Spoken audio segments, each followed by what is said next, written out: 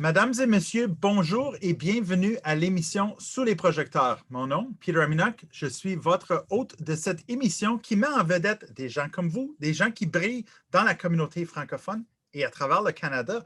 Aujourd'hui, notre invité pour l'émission est Soukaina Boutieb, la présidente de l'ACFO d'Ottawa et la directrice générale de l'Alliance des femmes de la francophonie canadienne. Bonjour Soukaina, comment vas-tu? Ça va bien, merci Peter pour l'invitation. Ah ben, ça me fait plaisir. Puis, comme on dit, on veut parler à des gens qui brillent, des gens qui font des choses intéressantes dans la communauté franco-ontarienne. So, je débute avec une première question. C'est qui Soukaina Boutieb? Parle-nous un peu de toi. Grosse question pour commencer, hein? Par où commencer, j'ai envie de dire? Je ne vais pas y aller plus loin que du moment où je suis née, je vais y aller un peu plus récemment. Mais Soukaina Boutieb, c'est une immigrante, une fière immigrante de première génération. Donc, j'ai eu la chance de choisir l'Ontario. Je devrais dire, ma famille a choisi l'Ontario. J'ai fait mon école secondaire à Ottawa en français. J'ai grandi et œuvré également en français, ce qui a fait que durant mes années, durant le moment où je commençais à me poser des questions sur mon identité, de qui j'étais, surtout que c'est quelque chose que souvent les immigrants vont pouvoir vivre à un moment donné, qui on est dans une nouvelle terre, est-ce qu'on appartient à cette communauté-là ou non, est-ce que nous appartenons à la communauté d'où est-ce qu'on était avant, donc tous des questionnements qui m'ont amené à cheminer par la suite à me sentir une franco-ontarienne, mais une fière franco-ontarienne. Je suis quelqu'un qui veut toujours faire partie des solutions. Donc, je me suis rapidement dit que c'est à mon tour, à moi également, de redonner à ma communauté et de m'engager, qui explique dans le fond mon parcours, autant au niveau bénévole, mais autant dans ma carrière professionnelle, sur les différents engagements dans lesquels j'étais, mais aussi un lien également avec mes études universitaires, que ce soit au niveau de mon bac ou de ma maîtrise. Aussi, on peut déjà remarquer mon intérêt vis-à-vis de la francophonie, vis-à-vis de la condition féminine, mais surtout vis-à-vis de la justice sociale et l'équité également. Ah, ben, moi, je suis content que tu as décidé d'émigrer en Ontario puis ta famille. So, parle-nous un peu de tes débuts dans le secteur des femmes et du patrimoine, francophone en Ontario. Puis comment tu t'es retrouvé dans cette voie? Parce qu'il y a une grosse différence entre le patrimoine et le secteur des femmes, là. Tout à fait. Il y a vraiment ces deux. On peut croire que c'est deux domaines qui sont complètement différents, mais il y a définitivement des réalités qui peuvent se rejoindre à un niveau. Donc, comment je me suis retrouvée sur la question reliée aux enjeux féminins? J'ai fait, moi, mon bac à l'Université d'Ottawa, un bac en développement international et en études des femmes. Au début, mon idée, c'était de travailler à l'international, d'aider dans la question d'équité de genre à l'international. Et rapidement, je me suis rendu compte que l'équité au sein de notre pays, ici même au Canada, est loin d'être atteinte. Quand on pense à des combats en 2021 qu'on est encore en train de faire, par exemple, la question de l'équité salariale, la question des parités, ne serait-ce que des parités au sein des conseils d'administration, au sein des postes de leadership, c'est des réalités qui manquent, qui démontrent justement qu'il y a encore beaucoup de chemin à faire. Mais aussi la violence reliée aux femmes, les enjeux que les femmes vivent à tous les jours. Donc, c'est toutes des choses, bien évidemment, qui sont venues me chercher, mais qui m'a aussi ramené aussi à l'importance de l'intersectionnalité, de comment une personne qui peut être doublement minorisée ou triplement minorisée, dans le sens une femme immigrante de l'Afrique de l'Ouest va avoir un impact différent sur la politique ou sur la communauté qu'elle vit par rapport à une autre. Donc, l'impact va être différent, puis c'est quelque chose qui est important de reconnaître. Donc, ce qui m'a ramené justement à vouloir m'impliquer, c'est là où j'ai commencé à œuvrer principalement dans des organismes voués à la défense des droits des femmes. Par la suite, j'ai mentionné tout à l'heure la question de mon identité franco-ontarienne. Je suis quelqu'un qui adore l'histoire. L'histoire me passionne, puis je suis quelqu'un qui veut toujours savoir le comment des choses et comment les choses ont débuté, mais surtout qui pense que souvent, les solutions à nos problèmes, c'est dans l'histoire qu'on peut les retrouver. Donc, ce qui m'a ramené justement à m'intéresser plus au patrimoine, mais aussi de comprendre les combats qui m'ont permis en tant que personne aujourd'hui à avoir certains privilèges. ne serait-ce que l'accessibilité d'avoir étudié, en tout cas fait mon secondaire en français. C'est quelque chose qu'on peut prendre pour acquis, mais quand on pense à l'histoire des Sœurs des Loges et toute la bataille, le règlement 17, on se rend compte, au fait, c'est des acquis que nous avons, oui, certes, mais c'est des acquis qu'on a dû se battre pour les avoir et que des fois, on a l'impression qu'on peut les perdre également. Donc, voici ce qui m'a ramené justement à aller également du côté du patrimoine. Oui, puis ça explique aussi ton implication à l'ACFO d'Ottawa en termes de présidence, parce que tu veux t'assurer de protéger les choses qui existent dans la région. J'aime beaucoup les liens que tu es en train de faire. Parle-nous un peu d'un projet fort sur lequel tu as travaillé récemment en Ontario. Lequel choisir? Je vais choisir un, je dirais, c'est un petit peu une fierté aussi que j'ai, c'est le dossier d'Ottawa bilingue.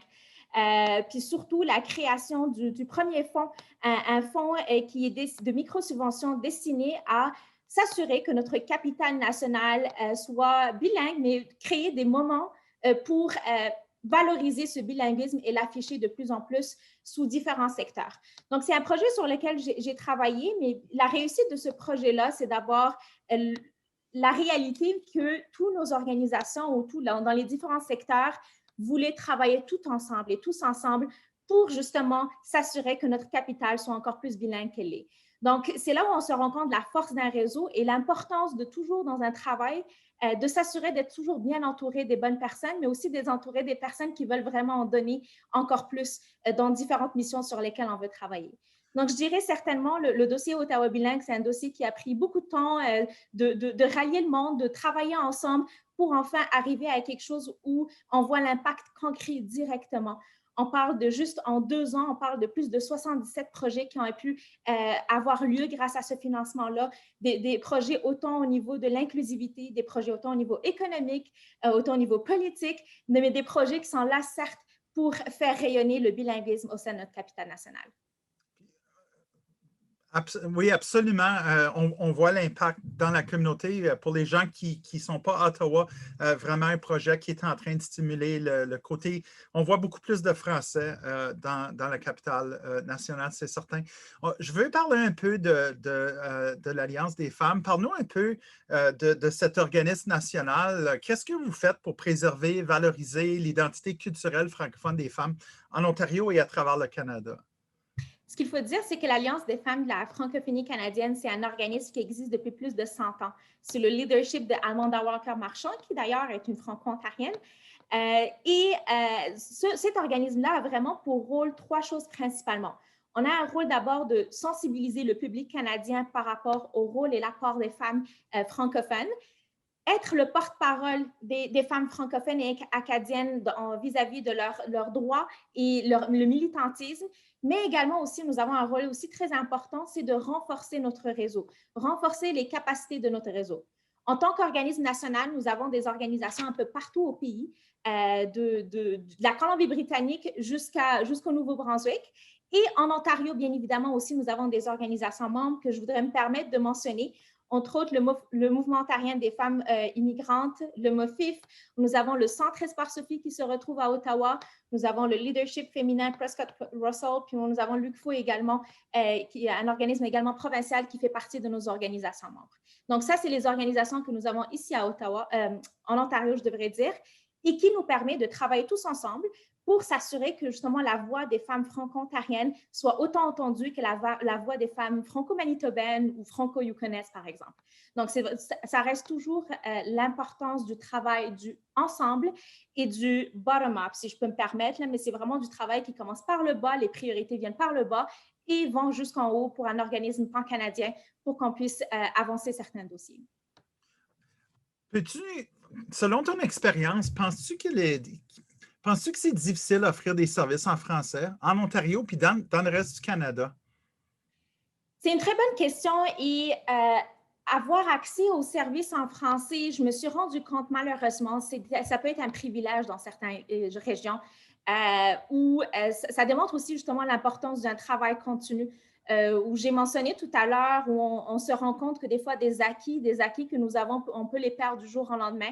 Puis je ne pourrais pas ne pas parler de ça sans parler de la résistance. Ce que nous, en tant que franco-ontariens, nous avons vécu il y a quelques années, très récemment, mais aussi l'impact de l'ACFA Ottawa dans la création d'une des plus grandes manifestations qui a eu lieu à Ottawa également, puis qui démontre justement ce leadership et cette alerte de la communauté, de se rendre compte que nos services, on peut les perdre. Ces services-là ne sont pas là au même niveau, peu importe où ce que nous sommes.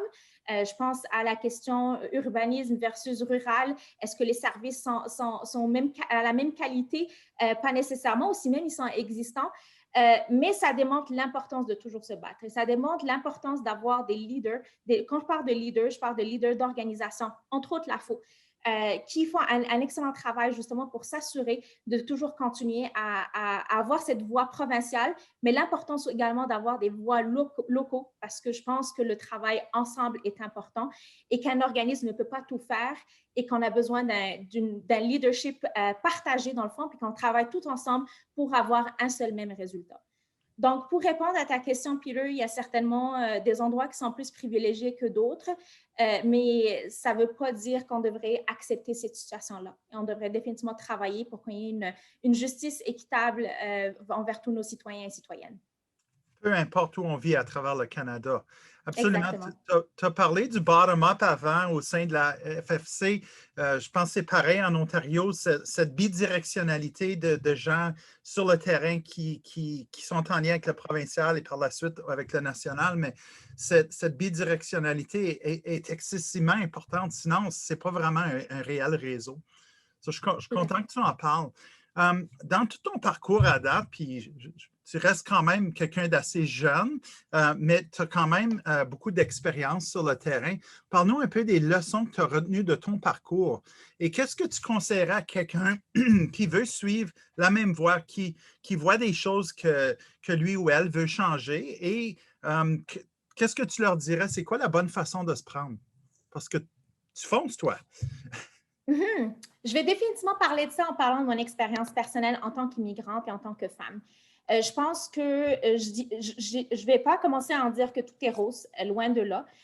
En tant que femme, on peut souvent être assisté à des situations où il y a de l'injustice, il y a du sexisme. C'est définitivement des réalités que moi, j'ai dû vivre à plusieurs reprises durant mon parcours et que je vis encore des fois. Aussi, il y en aura plusieurs aussi qui vont te challenger à remettre en question ton identité. Est-ce que tu es une vraie franco-ontarienne ou non? C'est malheureusement des réalités qu'on vit, en tout cas que j'ai vécues et je sais que d'autres personnes ont vécu.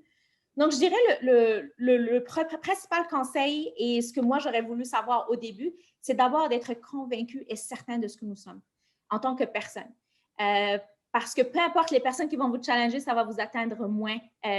Puis vous allez être un petit peu moins sensible à ça. Je me rappelle la première fois qu'on me dit « Mais toi, est-ce que Boutiev, c'est-tu vraiment franco-ontarien, ça? » J'avais mal pris ça, puis ça m'a vraiment plus atteint. Maintenant, quelqu'un me le dit, je répondrai différemment parce que je suis convaincue de mon identité, puis ça passera comme ça.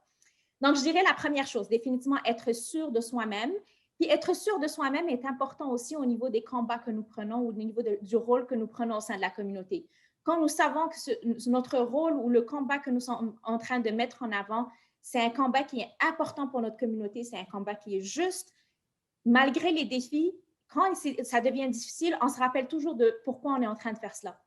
Voici l'idée derrière, voici ce qu'on veut accomplir pour notre communauté. Donc ça aide vraiment. Puis je dirais la troisième chose, c'est l'importance d'être bien accompagné puis d'avoir un bon réseau. Puis là, quand je parle d'un bon réseau, je parle au niveau individuel aussi. Des fois, je dis des fois, mais souvent, nous avons besoin d'avoir conseil. Prendre le temps de parler à certaines personnes que vous savez, c'est des personnes de confiance. Dire, voici ma situation.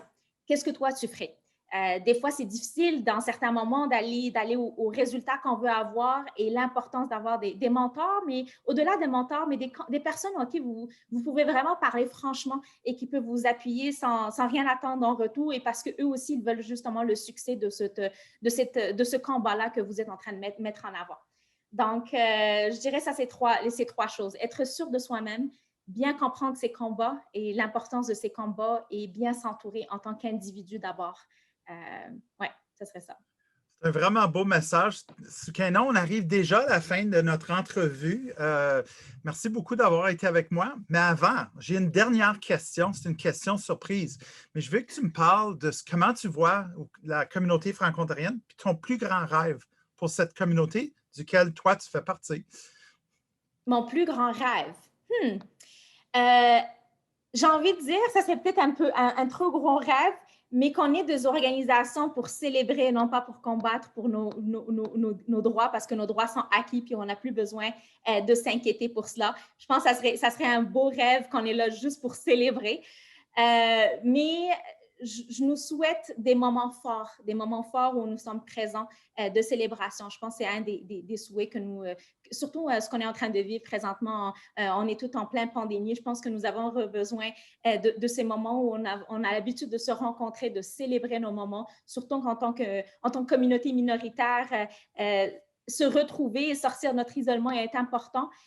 Fait que je nous souhaite de plus en plus de célébrations dans nos acquis, mais de célébrations dans notre futur également. Je pense que tu reflètes bien un des messages qui est dans le plan stratégique communautaire, c'est de juste vivre en paix, où c'est naturel d'être francophone en Ontario. Soukaina, merci beaucoup d'avoir été avec nous aujourd'hui. Vraiment, je pense qu'on aurait pu parler pendant 1 heure, mais on va garder ça là pour aujourd'hui. Moi, je vais remercier les auditeurs, les auditrices qui sont avec nous aujourd'hui. Merci beaucoup d'avoir été là. Vous brillez, vous aussi, j'en suis certain. Si c'est le cas, laissez-nous savoir que vous voulez aussi partager votre histoire, l'histoire de votre organisme avec nous. On veut célébrer toutes ces belles personnes qui existent au sein de la communauté franco-ontarienne. Sur ce, je vous souhaite une belle journée et à la prochaine. Merci beaucoup. Au revoir.